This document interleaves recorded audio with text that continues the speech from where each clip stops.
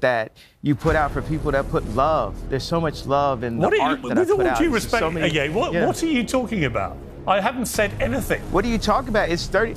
Okay, now you're not taking accountability. This is what you get for now. We can circle back when you can count. Okay. In the whole song, it's like they took my kids from me, they froze my bank account, so I became the villain, nigga Heil Hitler. Because the people you love, you have difficult conversations with. You say things that have hatred in them.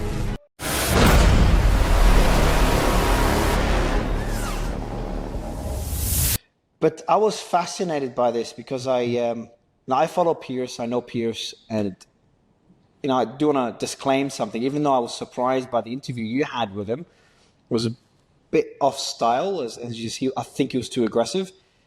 Generally, I like him as a host. So I was a bit surprised at how that interview went. And I've also been fascinated by Ye's growth and kind of trying to understand what goes on in his mind. So that's what really got me really interested to have a chat to you. Plus, we know a lot of the same people, and I've seen your growth. I think we've been on Spaces together in the Take days very briefly about 2 years ago. But we've never spoken, so that's the first time we speak. That's the first time I do an interview outside of politics. So I'm pretty interested to kind of dig into this. But I wanted to get your thoughts first. What were your thoughts about that interview? When you came in, what did you expect? Were you surprised at how the interview went? I was pleasantly surprised because in Spain, it's illegal to discuss certain topics. And I knew that Piers, I've been in interviews in that situation where they try to ask those questions to get a moment that ends up on your Wikipedia page forever and call you, say that you're denying this or try to call you certain labels that pretty much stain your reputation forever. So I knew that was coming, and I knew that it was going to be aggressive. I've seen Piers' interview style, and I know that he likes those big moments. I was pleasantly surprised because nothing went wrong on our end. I did some preparation. I was streaming when I was preparing, so it's like I'm not really afraid or ashamed to say that. But I did a lot of preparation. I think I actually still have my notes somewhere. I was more than prepared for every obstacle, and I had things to throw at Piers in case he started to attack me. And I talked to Ye before. We were very ready, and I was a little, I wouldn't say nervous, but people were telling me not to do it. They're saying, "Don't do this." Whenever there's a big moment in my career, people always, my family or people close to me always, "Don't do it, don't do it, don't do it." That's how I know I should do it. When people are afraid of me taking that risk, because you're supposed to, there's supposed to be some sort of struggle in order to have a big achievement. And so I was happy. Obviously it could have been more interesting, but I think that opportunity there's going to be a bigger opportunity now. Now that he failed that interview, someone like I think a Joe Rogan Ye interview is inevitable. Mm. And I do think he was aggressive, and I think this is his style. He does like to get those moments. He's experienced at it, and I think you were ready for it as well. Because when you and him started having a discussion, you hit him back a few times. But you're saying that Ye walking off was not pre-planned at all. I think someone said that he warned you that it could happen. And from memory, I know he's done it before. Was anything planned? What was Ye like before the interview? I mean, it was all on stream. It wasn't planned to do the walk-off. He just said, if he starts being disrespectful, I'm going to walk off. It wasn't like him preparing a stunt to promote. It was just like, this is how, he was understanding this is how Piers is going to be, and this is an option at the table, so don't feel disrespected if I leave. So, no, we were planning to the entire interview. And then he just went in and immediately started antagonizing and said two things incorrectly on purpose. He said his name wrong, and he said his Twitter follower account wrong. And it's like, if you're doing all this preliminary research, someone just texted me right before this and said, like, "Oh, why did you guys get upset about the follower account being wrong?" It's because he knew that he didn't get it wrong. He just said it incorrectly on purpose. There's a very big difference. He was trying to piss him off. He was trying to, he was trying to make his dick smaller. And so when you intentionally do something like that as an interviewer, there's no point in wasting your time. I mean, someone else who is actually curious and interested, I'll give my time to them. So before asking you more about Ye, now I won't put you in a spot where you speak on behalf of Ye, so I want to make it very clear. I want to get your thoughts on it. I actually find it more interesting speaking to, so I know some people that know Ye behind the scenes and his stories, but tell to offer context, how well do you know Ye? How long have you spent with him? So I'm pretty new in that world. And I'm sure some of my audience members are new to the world as well. How long have you known Ye for, and what's your relationship with? Is it business-wise, personal? A bit of, I would call him a friend, but it's obviously it's a business relationship. I've come to realize that when you're someone of his stature, you're supposed to, every relationship kind of has to be benefit. I'm always working when I'm here, but we get to hang out too. We talk, but I'm always working, very busy here. I've known him for about 3 years. I was working on the A24 campaign when he was running for president, but that was I didn't really shine as much in a political space. I'm doing a lot better here, which is a more creative environment because he has a big show coming up, and he's working on a lot of things, and I'm not even sure how much I should talk about now, but he's working on everything all at once, and you guys are seeing the music that's coming out, and obviously people have heard about the big show. Yeah, you're smiling at the song. Man, I couldn't. When my team told me the song's name, so I'm a believer in free speech. That's something we both share in common. And I also find society fascinating how there's some words you just cannot say, like the N word. I know it's it could inspire hate, but I think people, we as a society have taken it too far. It's my personal opinion. I wouldn't say it because I know how people could, even if I quote it. I'll ask my team. I'm like, if I'm reading the song lyrics and I say the N word, can I just quote it? Like quote. Blah, blah, blah, ankle. My team's like, no. I'm like, holy shit. Like, we've gotten to that level as a society. It's just pretty sad. But when my team told me the song's name, I thought they fucking with me. I didn't know it was real. And then I looked into the lyrics, tried to understand it. Understand 3 words back to back. But I don't think people care as much. I think people there's no one in Dubai, for example, that really cares if you said the name of that song. I haven't tried, man. I wouldn't try. I can't tell you. I'm not gonna.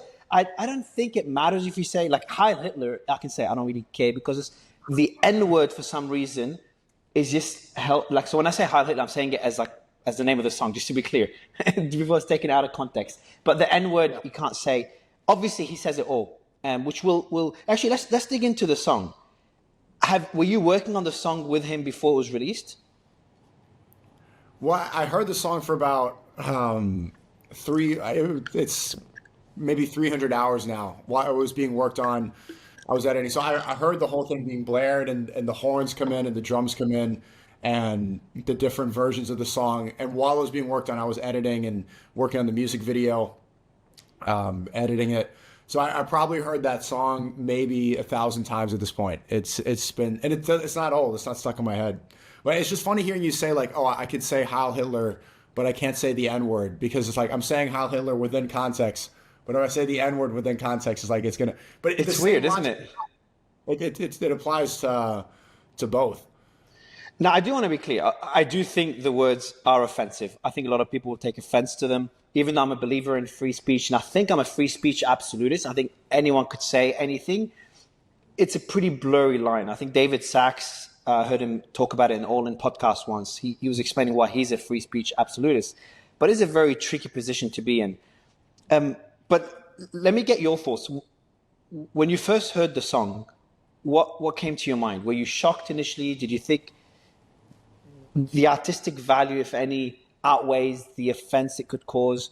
What was your initial reaction? I laughed. I thought it was really funny. Like, I don't think that there's a funnier 3-word sentence than nigga Heil Hitler. It's absolutely hilarious. It's the best punchline of all time. I saw Tom Segura and Joe Rogan talking about this, and Tom Segura was like clutching his pearls, like, I think, what if you just change the lyrics because the song is so good, but the lyrics hurts. Like, how are you a comedian and you're not able to understand a punchline? I thought, especially if you heard his other song called World War III, where he's like talking about she want to hop in a Rari, bitch, are you ready to die? Like he's talking about reading Mein Kampf 2 chapters 4, I go to sleep. When you understand and you know him, it's like this is hilarious. I don't clutch my pearls about anything anymore. So the other way of looking at it is so I understand there's a side. Some people find it funny. When I first heard it, I was shocked. I found it funny, but I also understand that it can be seen as very offensive. There's still a lot of people that were impacted. I know a lot of friends that were impacted by the Holocaust. I was. I mean, I'm a product of the Holocaust. My grandfather he fought the Nazis in World War II, and I have relatives that died in Auschwitz. So I'm an excited. And then he immigrated to Haiti, and then met my black grandmother. You look at me like I'm lying right now, but that's the truth. My last name is like a Polish Hungarian name, and yeah, I would not exist without this. I really started to really understand a lot of this stuff recently, but that's why my grandfather from Hungary immigrated to Haiti and met my grandma. So my dad's half black, and then part white, part Jewish, and my mom's Filipino. So so if someone is offended by the song, do you relate to them? Like, you still find it funny, but you think anyone that's offended by the song is overreacting? Look, he's saying it in the whole song. It's like, they took my kids from me, they froze my bank account, so I became the villain, nigga Heil Hitler. It's like, you took everything from me, you tried to ruin my life, so I'm the villain now. I'm gonna say the one thing. I'm going to say exactly what's going to piss you off the most. And you're going to do everything you can to take everything away from me, which they did. It's off of all of DSPs. Every single digital streaming platform has deleted the song. People on YouTube are getting banned for reacting to it. People on TikTok are getting banned for playing it. Spotify this is hate speech. And then if you look at Spotify's hate speech policy, it's like, you can't, no violent rhetoric. It's like, no violent rhetoric. What about everything in hip hop? What about all the niggas that they shoot? All the op packs that they smoke? What about all of drill music, an entire genre of music about murdering black people? What about Lil Nas X twerking on the devil? That stuff isn't considered hate speech or isn't considered bad rhetoric, but you say nigga Heil Hitler, and that's the one song that needs to be taken off everywhere and completely silenced. The point was proven. Interesting. That's a good interesting comparison that you've made. So you're saying that.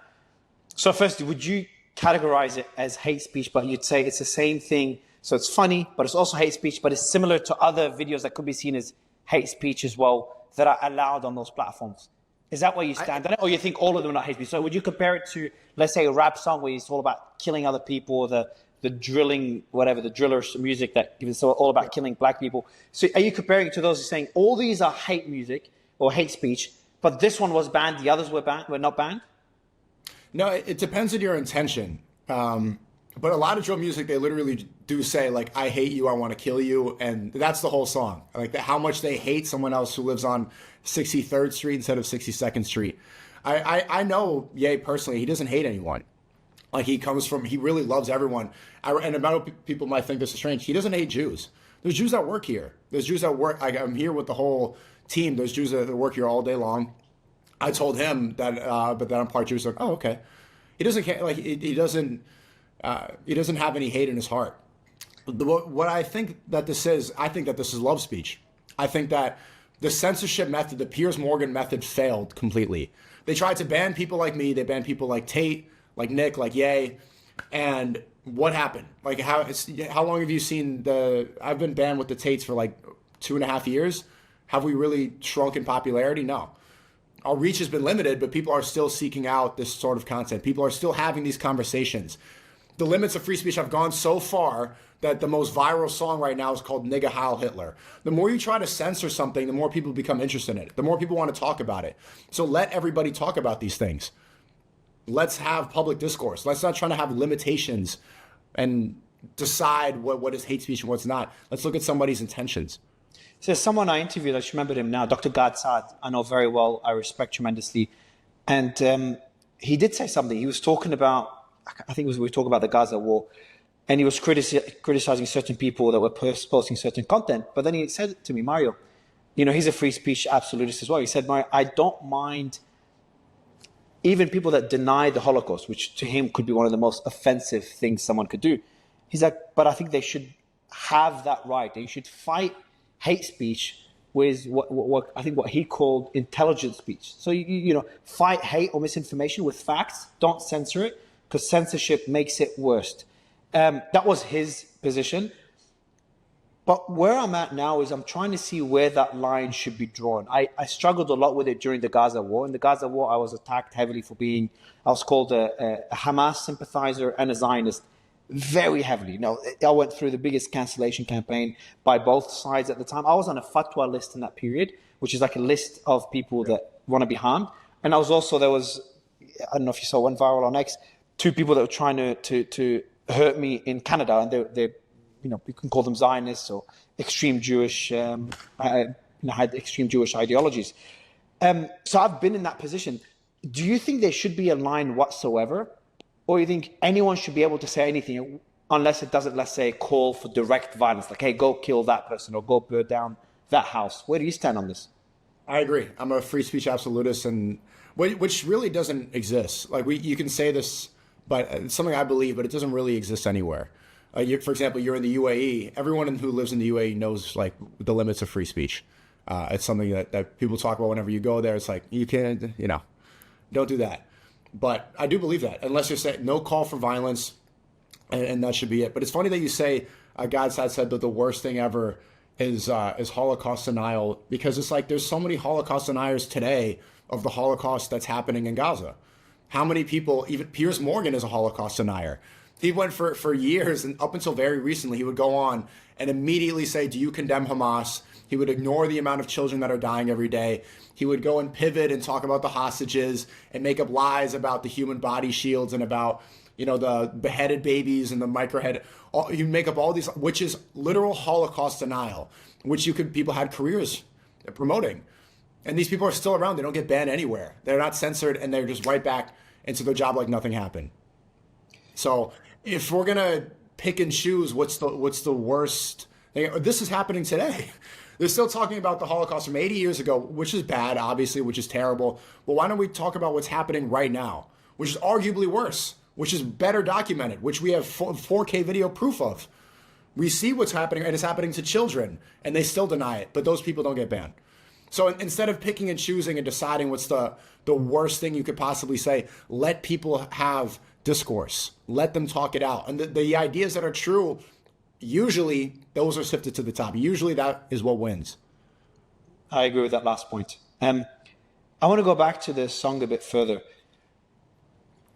Actually, is a comment you made. When Ye keeps mentioning the people that took away his licensing deals, closed his bank accounts, does he believe it's certain people that happen to be Jewish that were just bad people? Does he genuinely believe like the majority of Jews or all Jews are bad? Where does he stand on this? And again, I don't want you to speak on his behalf. I want to get your thoughts on how you interpret what he says. How I interpret it is that it's definitely not all. And if anyone can send me something where he says all, then I stand corrected. But it's certain people. Sorry to interrupt. Usually I don't interrupt. But there's one quote. He said one tweet, I'm going DEFCON 3 on all Jews when I wake up, something along those lines. I'm sure you know the tweet from 2 years ago. Would you say that one refers to all Jews, or that was he missed? That was the one that got him debanked. He didn't say all. He said, I'm going DEFCON 3 on Jewish people when I wake up. And also in the tweet, which people removed the quote, he was drinking. He said, like, I just finished a bottle of Hennessy. When I wake up, I'm going DEFCON 3 with you. Also, DEFCON 3, if you look it up, it means defense mode. People act like it's a nuke. If you look up DEFCON 3, that's like preparing for attacks, which I think he got incorrect. But he was stand corrected, like all the attacks will come on him, and then he would have to play defense.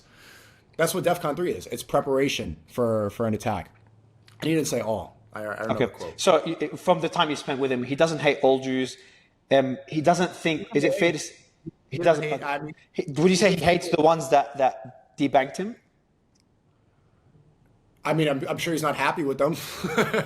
I'm sure he's not. If someone took my bank account too, I don't think I would invite them over for dinner. Okay. And he does believe, though, that Jews have a disproportionate amount of influence in the world. He does have that belief, correct?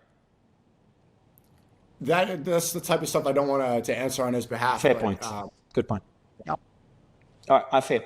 I want to dig into the song. So I try to understand it because what I'm really fascinated by, and the main point I want to get out of this discussion is really how does he think? What is the message he's trying to get across, which I don't think he's doing a great job at communicating. Because he does say he loves all people. I think if I say something wrong, again, I'm new to this, so correct me. But I think he says he loves everyone, including Hitler, which got him heavily attacked. Because his point was he loves everyone, but he wants to kind of trigger people by including Hitler in that list. So that's what I really want to try to understand, SNEAKO. And let's start with the song. So the first part is about him being cancelled. He says, man, these people took my kids from me, then they closed my bank account. I got so much anger in me, got no way to take it out. Think that I'm stuck in a matrix. Where the fuck is my nitrous? So is it fair to say that this song was inspired by the pain that was caused by what happened to him over the last few years? That was the core of the song?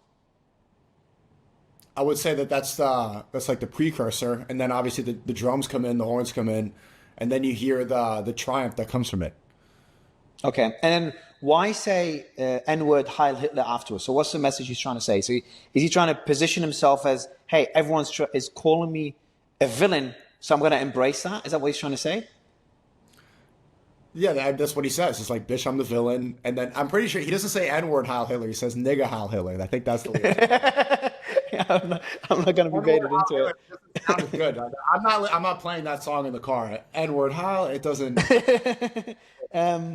So then he says, there's another part he says, with all the money and fame, I still can't get my kids back. With all the money and fame, I still don't get to see my children.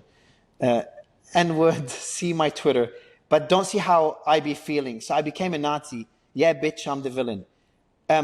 So that's the part where he said, yeah, bitch, I'm the villain. A lot of people would interpret this as Ye saying he's now a Nazi. He's essentially embracing Nazism. Is that... Okay.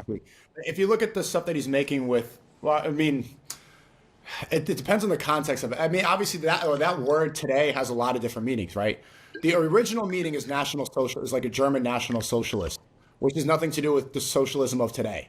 It's not, this collectivist thing. It's borderline fascism, and specific to Germany at that time.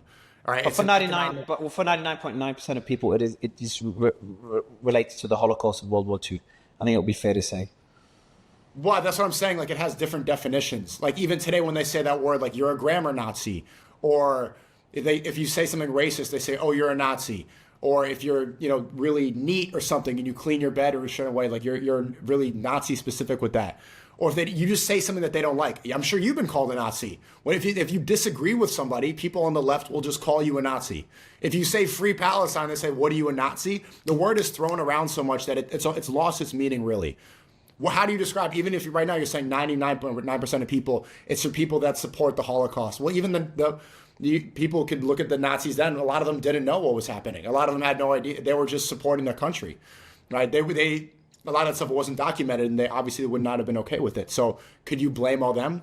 The point is, when he's saying that word, from my perspective, it's like, this is the worst thing ever. This is the worst word. It's like, it's the worst thing you can call someone. So I'm just going to embrace it. Oh, I'm this, I'm just going to accept it. Whatever you call me, I'm just going to embrace it and then make it cool. And does he have other songs called, you said there's one called World War III. I haven't heard it. I didn't know it's out. What's World War III about? World War III is on Spotify, and he talks about Hitler and Nazism. And, it's a funny song, too. He's talking about, like, a girl hopping in a Rari. I could pull up the lyrics if you want, but I recommend listening to it. It's a good one. Do you think, is it as provocative as this one? It's up there. Oh, it just got banned on Genius. I can't see the lyrics now, but it's up there. The lyrics are pretty provocative, but not at this level. I'll get I'll tell the team to send it to me now. Hold on. Send me World War III. Oh, KK is listening to us. KK, send me through on WhatsApp the World War III lyrics. I want to quickly check it out. Maybe the most provocative parts, just to try to understand it. But you've listened to the song for hours, for many hours as well, before it was released.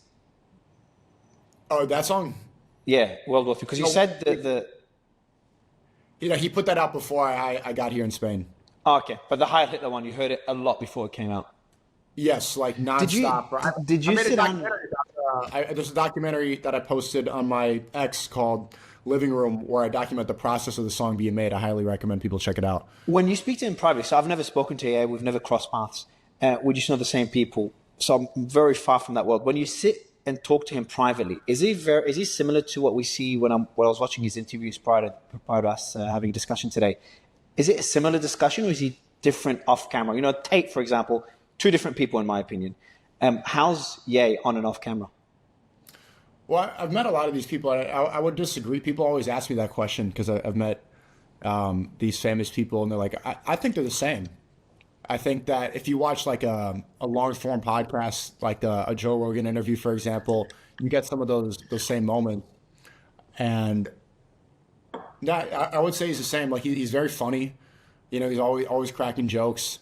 And There's one joke I heard he made, and you kind of get it like this. I think he referenced about pissing on a dead person's grave or something along those lines. He meant it as a joke, but obviously it's a pretty bad taste joke.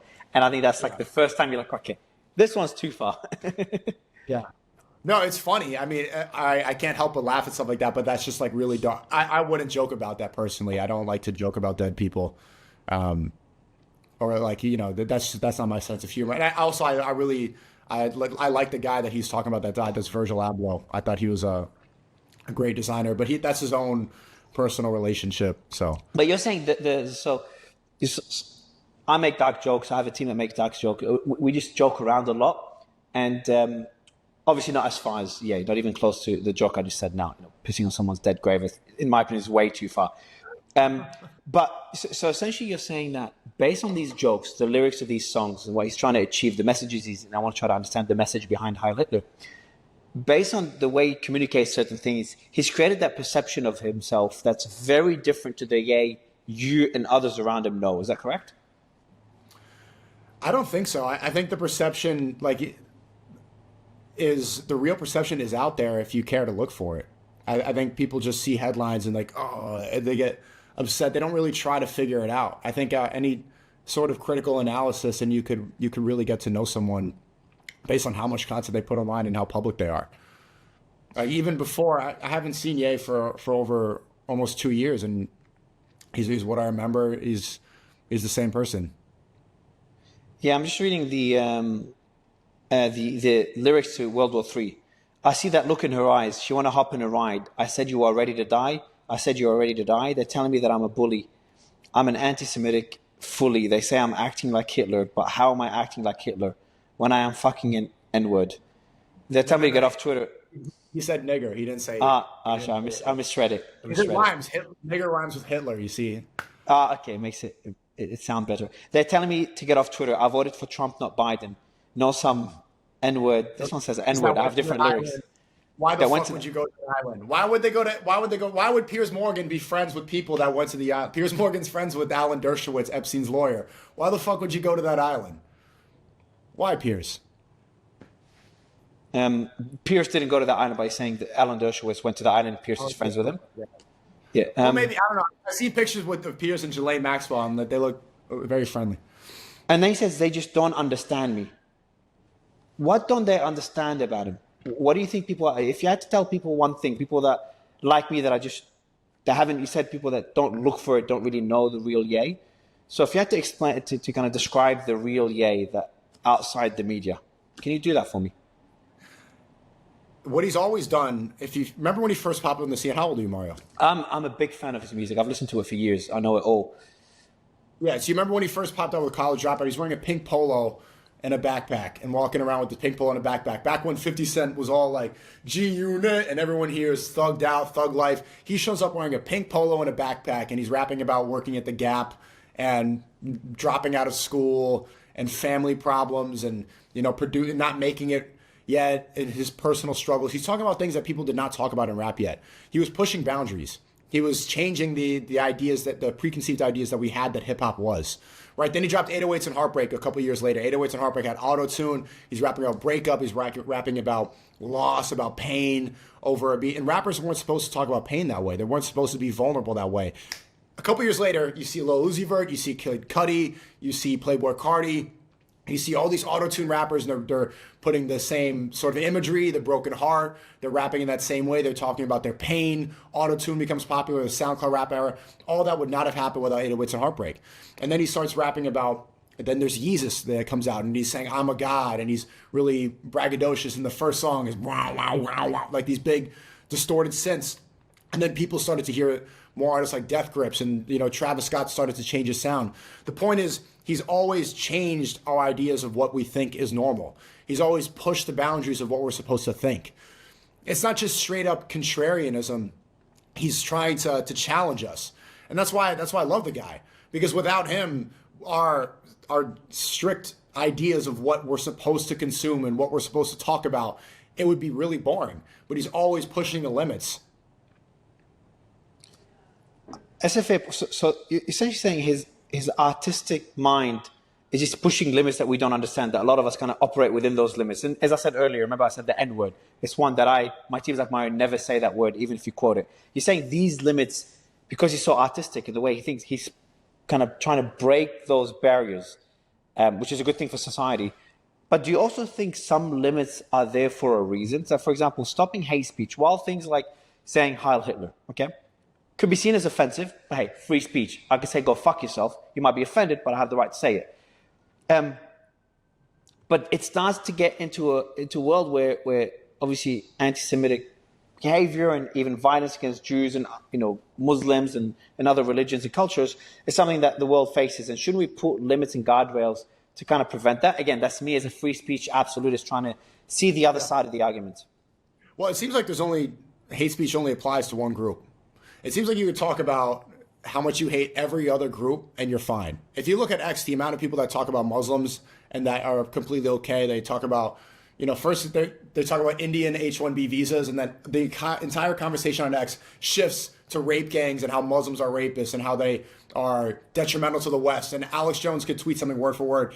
Islamic extremism is taking over the West. It's like, really? And now people are scared about Muslims. Or you could talk about how white people and whiteness is the greatest threat ever. How white supremacy is destroying, and every single Kendrick Lamar song is how whitey's bad. We should kill white people. Twitch streamers can say we want to kill crackers and they don't get banned. Hate speech only seems to apply to one group. So, but in the UK, so I know Tommy Robinson really well. I know what happened in the UK, and the argument he was making is that people were being jailed and silenced for saying anything negative towards Muslims in the UK or immigrants in the UK. I'm sure you remember that period where people were jailed for certain tweets they made. That one person said, that's true. Tommy Robinson was jailed and he pled guilty for something. I don't want to say this incorrectly, but he pled guilty of a case with a child, with a 14-year-old girl. Right, and people are saying that it's like people now are saying he's a free speech martyr. Like, no, he pled guilty. He pled guilty and had nothing to do with free speech. It was, I don't want to say this incorrectly. From memory, you can Google it. But I remember from memory, it was, and I interviewed him a few times. It was about a documentary he made about. There was a story being covered about a kid that was bullied, and the media portrayed it as someone that was bullying an immigrant kid. I think a Muslim kid that was being bullied. But then when he covered the other side. He spoke to teachers that signed NDAs, and he found out that a lot of people were silenced, and the story had another side where the person that was bullied was actually attacking other kids and bullying other kids for a long period of time. And even teachers admitted that off the record. But the media didn't cover this. The media wanted to cover it as an immigrant kid. So the argument I'm making is, moving away from Tommy Robinson, is that a lot of people were also... So go ahead. Yeah, we could talk about. I mean, look, he's on video saying that he pretends to be this UK nationalist, but there's videos of him saying he's okay with Indians and Sikhs coming in. He just doesn't want brown Muslims coming in. Yeah, which I think, by the way, I think Tommy's. I think some of the things he says I disagree with. The things he's done I disagree with. I think some things he says are racist. The same way I disagree with what Ye said. Some things Ye said here, and the way he's trying to break certain barriers, the way he goes around it, which we can obviously continue discussing in a bit. I do disagree with a lot with what Tommy Robinson says. What I'm saying is that there's different types of groups around the world that are being targeted. I think Jews are being targeted more proportionately right now because of what's happening in Gaza, which I've covered very extensively. And I've got a team and friends in Lebanon. I've got a team and friends in Israel. So I've kind of been on both sides. I had my own team visit Israel, and I've had my team, they're going to visit Lebanon again soon to do a quick documentary there.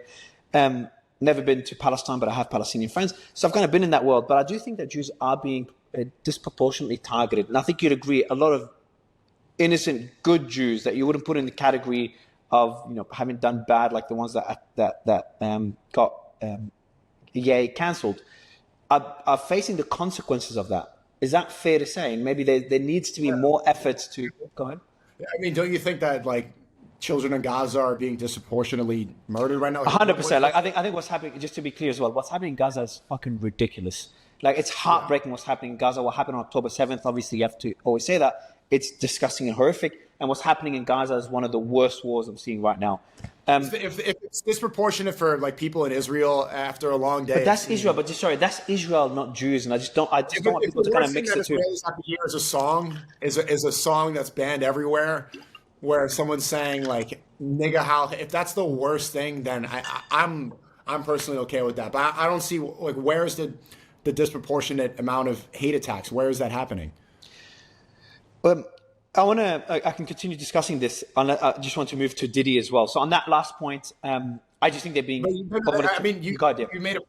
Like, I'm like looking for the examples. Like, the numbers. Yeah, let me check it out. I've posted about it as well. There's been a lot of reports of Jews being targeted. You know, similar to what happened after 9/11. A lot of Muslims were targeted back then. You know, people immediately go to certain ideology. So that's after 9/11. So I think it's not surprising that after October 7th and what's happening in Gaza, that's the main thing. With the war in Gaza, a lot of people really hate what Israel's doing there and all the innocent kids and civilians that are dying. And they're letting that anger out on Jews, which I think Jews and Israel are two different entities that should not be mixed. I don't see that at all. I mean, I go to Palestine protests all the time in New York, which is the most densely diverse populated place ever. And there's Hasidic Jews, and all of them. Every Free Palestine protest you will see in New York, you'll see tons of Hasidic Jews standing in solidarity with Palestine, and they're dressed full up in the gear. You know, you see the hair and the hat and the and like no one is directing any hate towards them.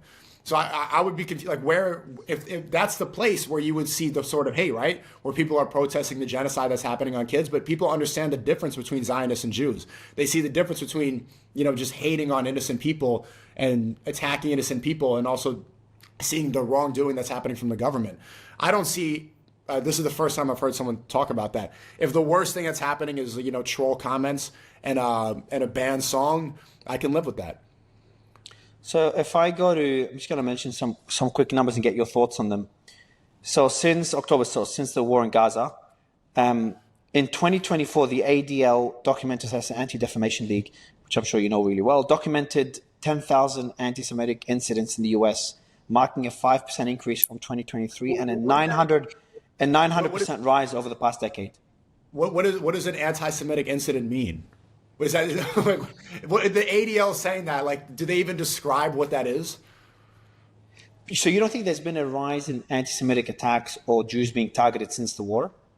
Attacks? No. I think there's like been more discussion. I think since A24, the Overton window's been open. I think people are starting to understand and to have these conversations. But if there's any evidence of attacks on the rise like this, then I stand corrected. So there's the majority involved. Sorry, I'll give you some quick numbers. 58% was involved harassment. Now, I don't know how they define it. 28% vandalism, 14% assault, and 58% of these incidents were linked to anti-Israel sentiments, especially following the October 7th attack. So that's the nature of the incidents. That's from these ones are from the. Let me check. I think it's the ADL as well. Okay. I mean, the ADL also called me a Nazi. You're saying, so according to the ADL, you're speaking to a Nazi right now. You're speaking to, so I don't take anything that these people say seriously. All they try to do is get people banned that they don't like, and they very clearly have a certain agenda. It's the most unreliable source. They ruin the internet. The ADL, they just silence people that disagree with Israel's genocide. My stance is kind of more nuanced. I think the ADL have attacked him for censoring. You know, I'm against censoring for free speech. I do think there's been, and obviously you disagree, which I respect. There's been a rise in more anti-Semitic attacks, and that happens after every war. I'm sure it happened after 9/11. Does that mean that free speech, like what Ye is saying, should be banned and he should be censored, even if I disagree with what he's saying? Obviously, as a free speech absolutist, I don't think it should, and there's worst things that we should deal with in the world. As you're saying, is multiple wars that we're dealing with. There's famine in different countries. There's still war in Congo. No one's talking about. You know, these things, in my opinion, are more important than a song that offends people. Doesn't make the song okay. But this one we agree with. There are worse things in the world. I'll let you quickly respond to this. You don't think the song's okay? No, man. I just think it's, again, as someone that if we talk privately, etc., you'll find that I have, again, a dark humor. But the limits I put is I don't want to offend people. I don't want to hurt people. Now, I believe in free speech, but also as my personality, I just don't. If I know someone's bothered by something, like I'm not going to call someone fat, even if they are fat. I won't call them fat if it hurts them. Now, you might make the argument, yeah, but you should tell them the truth. Like, hey, if they're fat, tell them they're fat so they can act on it. That's one argument you can make. But I just think that there's certain lies, especially when it comes to Hitler and you know, one of the most horrific people of the past century or so. Bringing that up when there's still wounds from that is not something I'd advocate for. So the song is bad because it mentions Hitler? Mainly, yes, and embracing Nazism. I'm against Nazism. I'm sure you would be as well. Nazism, as in the movement of whites, racist whites, and similar Nazism is what Hitler advocated during World War II. Okay. Well, obviously he's not white, so it's like, is he really in? True. Now I understand. I'm not saying he is a Nazi. I'm not saying he is a Nazi. So I think he. So this is what I'm trying. And if I had to give my opinion, I really don't think he hates Jews. I don't think he is a Nazi. I think obviously he's admitted to having bipolar. He's spoken about it before. Kim Kardashian's spoken about it before, and I think when I looked into the condition, spoke to my girlfriend who deals with a lot of kids with special needs. She kind of explained it to me. We looked through the symptoms, and he said to me that these are symptoms of someone with bipolar. I want to get your thoughts on that. How big of a role do you think the bipolar excuse would play in this? I don't think whatsoever. But before you, I want to see like where your moral compass lies with music. Because like you're saying that you're not okay with the song. What about heavy metal? What about Satanism in music? Are you okay with that? Like Playboy Cardi just dropped a song. Yeah, but so being not okay with it. So if I'm not okay with something, doesn't mean I think it should be censored. So I just want to make my stance clear. If I don't find this song okay because it offends a lot of people, I still think it should be out there, and then people could decide whether they want to listen to it or not. Because the more you censor something, in my opinion, the more you feed it. Am I okay with, let's say, music about shooting other people? No, I just don't think it adds any value to society, but it's not censored. Now, I used to listen to songs rap music when I was a kid. I'm not a criminal. I've never hurt someone in my life. But I used to listen to that music, and it didn't make me to a bad person. So I think censoring it doesn't add value to society. It could do the opposite. So you agree that it should be allowed on DSPs? Yes. Again, I am a free speech absolute. So I think it should be allowed. And people could criticize him. People would make songs against him. People could interview him and challenge him. People could do what Piers Morgan did. Ye could decide whether he wants to come on shows like that or not. I wish that interview went like his first interview with Piers went. That was a really good interview. The first one between Piers and yeah, I enjoyed that one. I wish it went the same way. So I think you just fight speech with speech. And censoring hasn't led society anywhere. And I think X leaving the video there, even though obviously I'm sure that most of the team on X disagree with the video, they kept the video there, and I respect that. Even though he's really heavily shadow banned, it's hard to find his account if you're not already following along. This is a different debate. This is a different debate.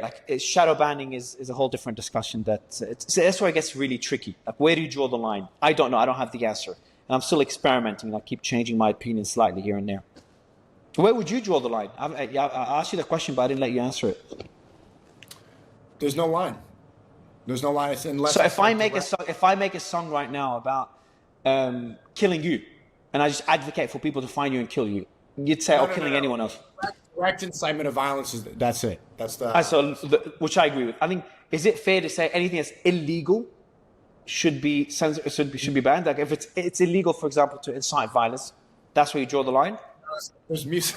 I mean, you're just removing genres if you're talking about crime. Right? There's every song ever has. They're always talking about crime. Yeah, it reminds me of that scene of the movie. What's that band? Ice Cube and the others. Not Nas. I can't remember their name. I'm bad with names. Yes. N-words with attitude. NWA. Okay, there it is. And there's a movie about it. Remember, they were about to go on stage and perform a song, and the police wanted to stop them and threatened to arrest them. I don't know if they ended up arresting them.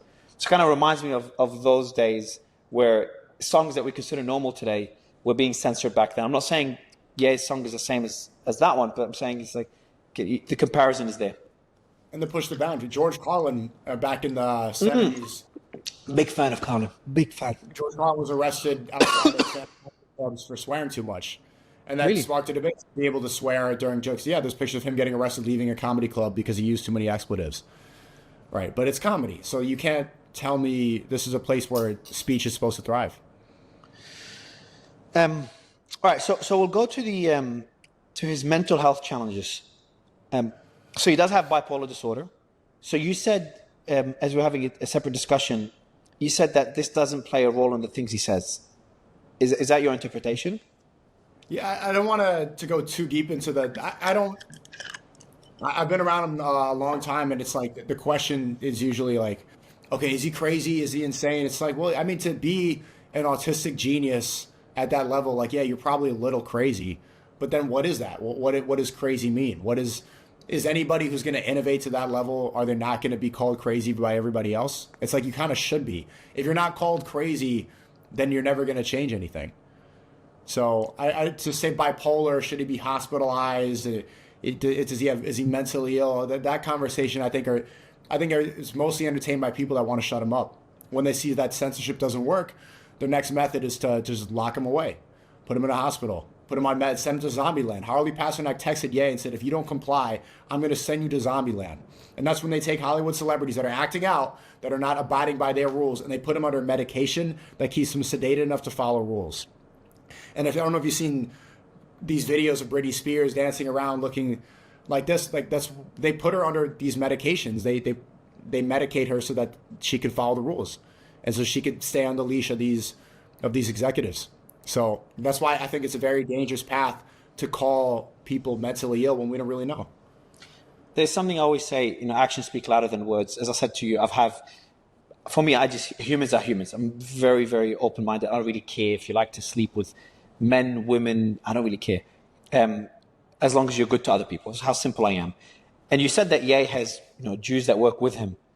I really want to stress on that point. Have you ever seen him discriminate against him in any way? Yeah, it was funny. Piers asked me a question. He's like, do you think it's funny that he says he wants to whip Jews? And I'm like, yeah, there's Jews here that work and they haven't been whipped. It's like there's no mistreatment of anyone. If there was, why would he say that? Why would he say that? It's funny. It's funny. Okay. You got to whip your. It's just a funny joke. That's it. If I'll tell you, if there was, I got to say this. This is the best work environment that I've ever been in my life. I thought I was going to be here for 3 days, and it's been 3 weeks. I'm still in Spain. I have a whole life back home. I was supposed to have a fight in 2 days. I have 2 apartments, one in Miami, one in New York. I have my whole life. I was making videos every day in New York. I was streaming all the time in Miami, going back and forth. But this is the best work environment that I don't think I will be able to find again. The most creative, inspiring place that I've ever seen. And I really wish, I'm not just saying this to Glaze or anything, but just like personally to you, like this place is like, one day people are going to write books about this. It's absolutely incredible. And when the show comes out on towards the end of the month, I think people are really going to be blown away. And what's the show about? Is that his life?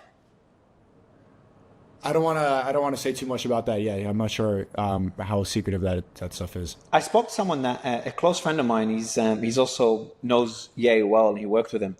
I'm trying to remember something he told me when he was working with Ye. It was like we were crying, laughing when he's telling me the stories of his experience working with Ye. I can't remember what it was. I think he. There it is. Listen. I'm on an interview now live with SNEAKO. Can I put you on speaker and you tell me the story of you and Ye? What happened when you were working with him? Yeah? Now, can I put you on speaker and you say, all right, let me put you on speaker. I'll bleep your name out of the interview so no one knows it's you. All right, what was the go see the sun? Can you say that story with Ye very briefly? What did Ye say? Yeah, so what's up, STICKO? So too long didn't read.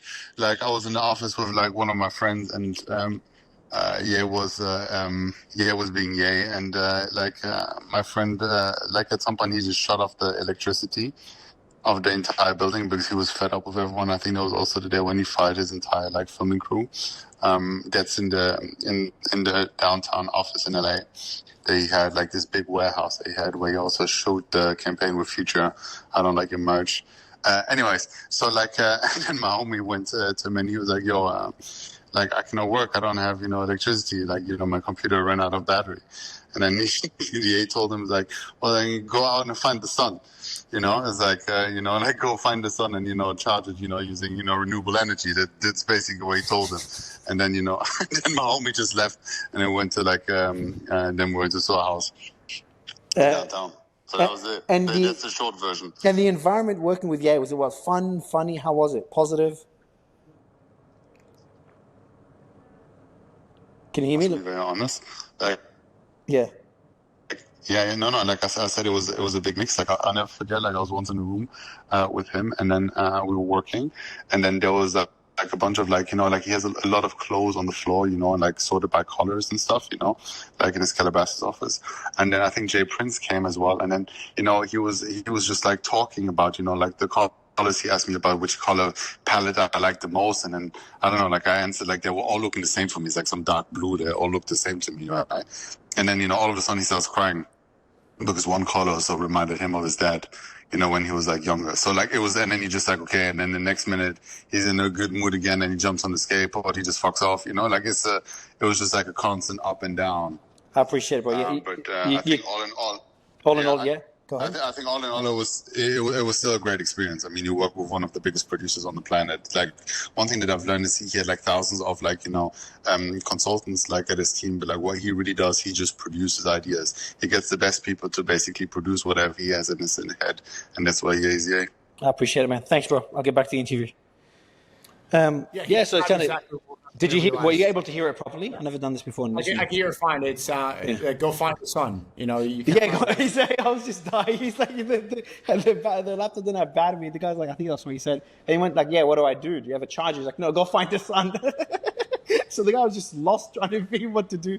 But yeah, so did you have the kind of those ups and downs? Obviously, I don't want to talk too much about his mental health. I was editing. I was editing the music video.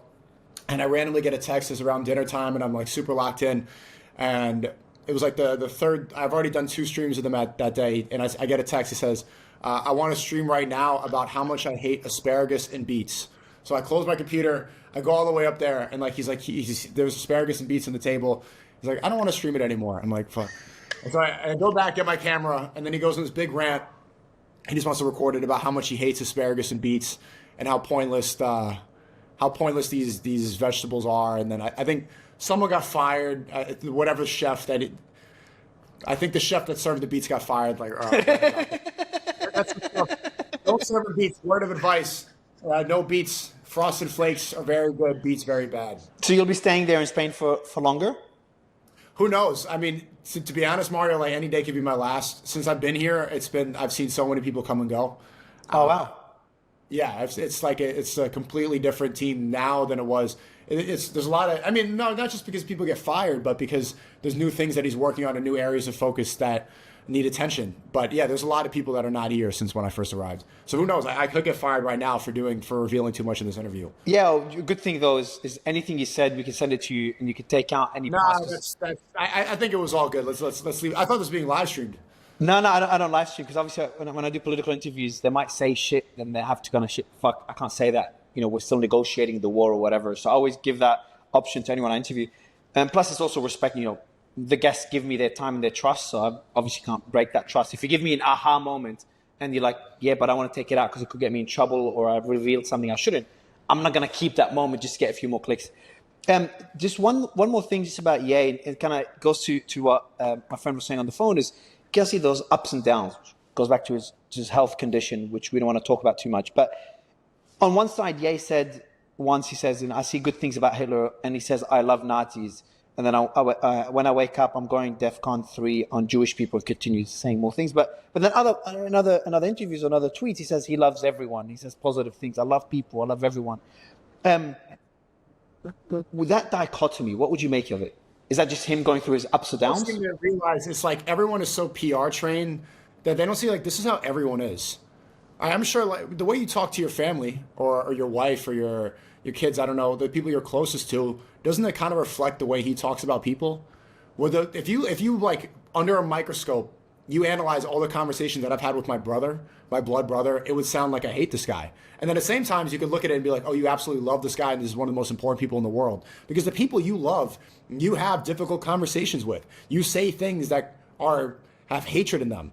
Like the arguments you have when you argue with your wife and stuff and you're really close to like you want to hit her and then you think about the Chris Brown moment and so you don't and you hold back and then you talk it out and she's crying and then she says something that's so personal about your childhood that it drives you insane and you're running around. Maybe you punch a wall or something. Those difficult conversations that are, the highlight of romantic movies that happen, that's how we speak to people that we love.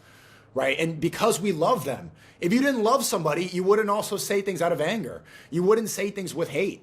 And so everyone's so PR trained because, oh, I don't want to say negative. I'm not to put you on the spotlight. I don't want to say. No, you're right. You're right. You're right. Because it's going to offend people. Ye has removed all those filters. Let's be the most honest version of myself. If Ye says like I'm a cuck, so he's going to talk about being a cuck. He's going to talk about nitrous. He's going to talk about the pain with his kids, his bank, his weird fantasies, how he views sex, women, life, the industry. Everything is completely honest because it's therapeutic to get it out there. I see how he is after a tweet storm, and he's just the most calm guy. You will like see your timeline. It's just like all caps, rage, rage, rage, and then he's sitting here just like at dinner, just eating. Because when you hold it back, when you like tighten up with all these thoughts that you're not allowed to say, and you let the programming decide what you think, you're not really yourself. I think he's one of the most honest people in the world.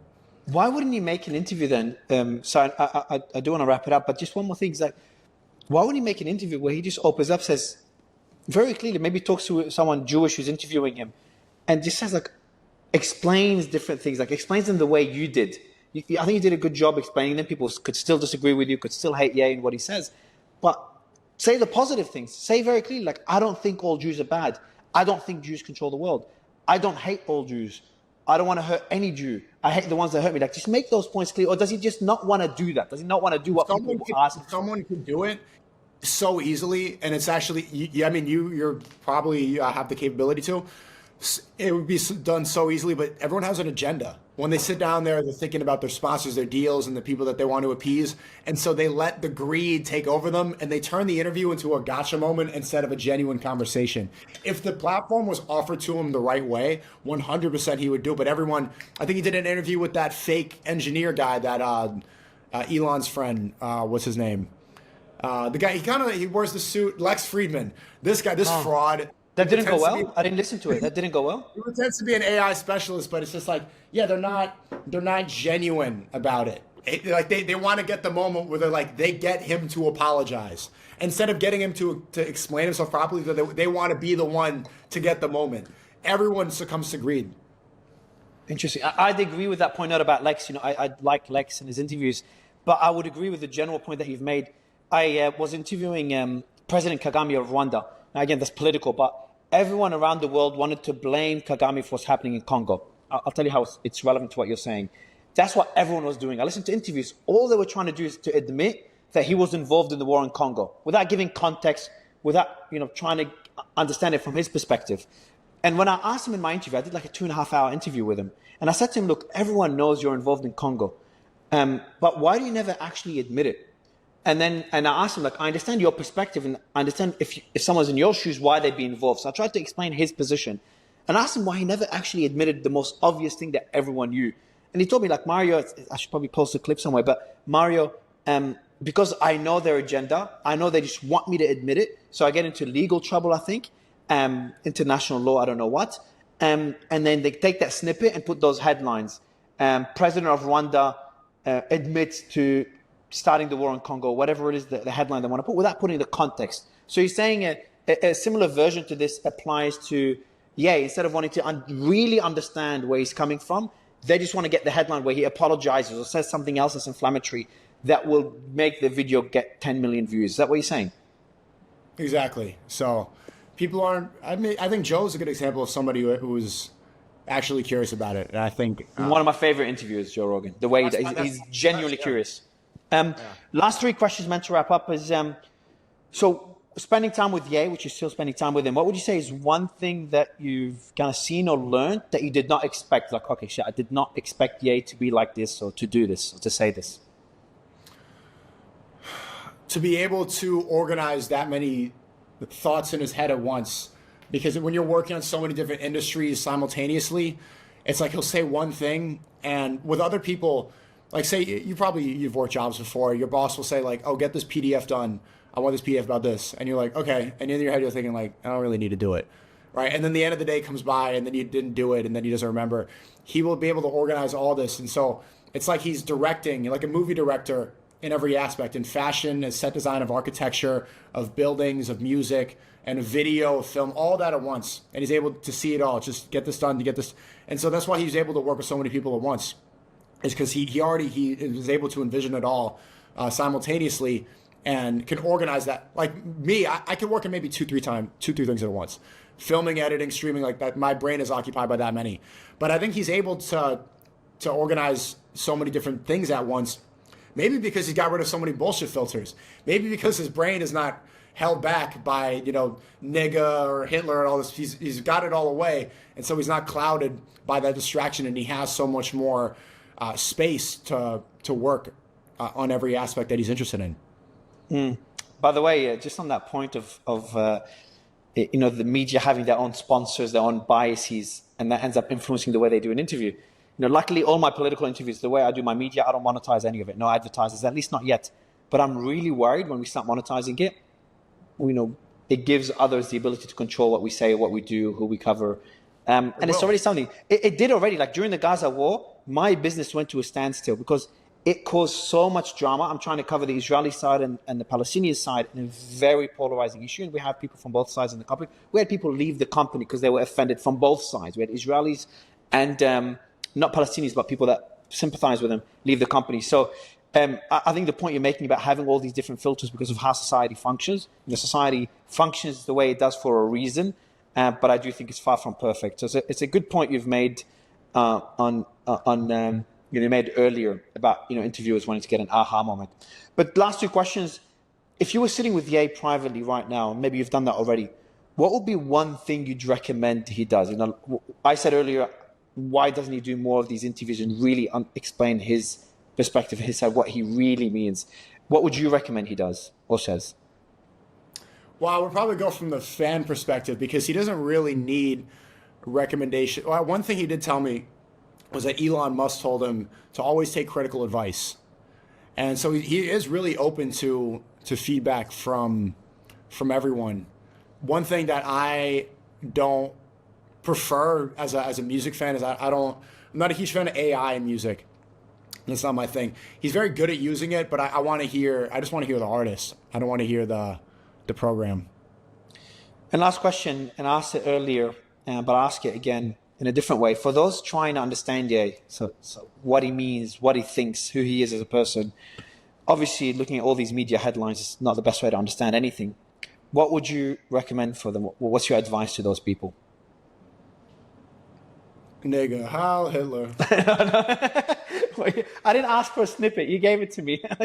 You gave me the snippet. Now, if my team uses it, it's your fault. The song was stuck in my head. I want you to continue. I want you to answer as well. I don't want to end it with a snippet. But thanks for the views. One thing that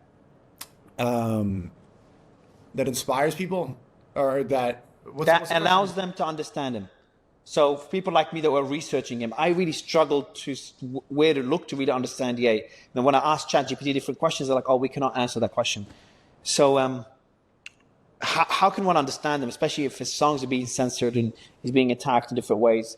He doesn't do many interviews where he's not being attacked or he's not getting his point across well. Is there a way to understand him? You think it's a snippet, but I think the song explains it. I think the song explains it perfectly. They froze his bank account. They took his kids, so he's the villain, and so he's gonna push. I mean, look, he's the greatest living artist alive today. Maybe my favorite artist in history. Let him cook. Let him do his thing. Like how many rappers past 40, even though he's so much more than a rapper, how many rappers past 40 are still active? He's 47 years old, still at the top of the game. Like everyone else is retired, or they open up a drink brand or something, they quit. Right? The guy's not only innovated fashion, Yeezy overtook Jordan. Look what he's doing with drone, with this futuristic housing. Look at the way he just said it. Look how much he's influenced every artist. If you give me any artist alive today, you can see the influence that Ye has had on them individually. So just let him do his thing.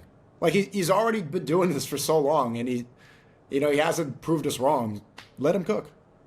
One more thing. You said they. Can you just elaborate on that? I didn't ask you that earlier. When you say they froze his bank accounts, are you referring to Jews or specific people that, in this case, happen to be Jewish? Just understand your position. I don't even know who closed his bank. I don't know the people who did it. I'm saying the people closed. So people, okay, understand it. I don't want to put you on the spot. Just to be clear, I just want to understand it. So you're saying people closed his bank account, caused him a lot of anger, hate, and then he was labeled a certain way. So he went with this song Heil Hitler and embraced a certain image that people created around him. Tried to get it to fit into a box, to become a zombie, to take his kids away from him, to throw him in the hospital because he wore a Trump hat. Even when he wore the Trump hat in 2016, did he realize that was so crazy they put him in a hospital? Nobody else was doing that. Now you see Sexy Red wearing a red hat. Now you see all these Low Pumps wearing a red hat. I voted for Trump in 2016. People cut me off for that reason, and now it's like the door's been opened. So people are always needed to go and open the Overton window for everybody else to exist in it afterwards. Let them cook. Let them do their thing. SNEAKO, if I recommend one thing to Ye is to keep you by his side. I think you've answered the questions really well. I really enjoyed the interview. I was a bit nervous getting into it considering the topic we're discussing and the lyrics of the song. But that was a really good discussion, man. I really enjoyed it, and I hope you should be by his side in more interviews, in my opinion.